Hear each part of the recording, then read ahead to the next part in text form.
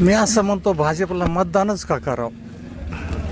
कशामुळे करावं? रेल्वे केल्यामुळे करावं, विमानतळ केले म्हणून करावं, आमचा येणारा पीक विमा खाल्ला म्हणून करावं, शिवाजी महाराजाची शपथ वाहिली मुख्यमंत्र्यांनी तरी बी ते मराठ्याला आरक्षण देत नाही म्हणून करावं, 100-250 रुपयाचा गॅस 1200ला केला म्हणून करावं, का सारा देश बरबाद केला म्हणून करा? तुम्हीच आम्हाला सांगा की कोणत्या बेसवर करावं? जे बरबडलेले नेते ज्यांनी कोट्यावधी रुपयाला भोपाळमध्ये सांगितलं पंतप्रधानांनी की उद्या परदेशी महाराष्ट्रात कारवाई होणार, आणि दुसऱ्या दिवशी ते अजित पवारांचा प्रवेश होतो. भ्रष्ट झालेले, देश लुटलेली सगळी फौज एकत्र झाली म्हणून करावा का? या ठिकाणी तुमचीच बातमी होती, मी पाहिली होती यूट्यूबला, की ज्ञानराधा मल्टी स्टेट ही अदानीच्या बरोबरी रे.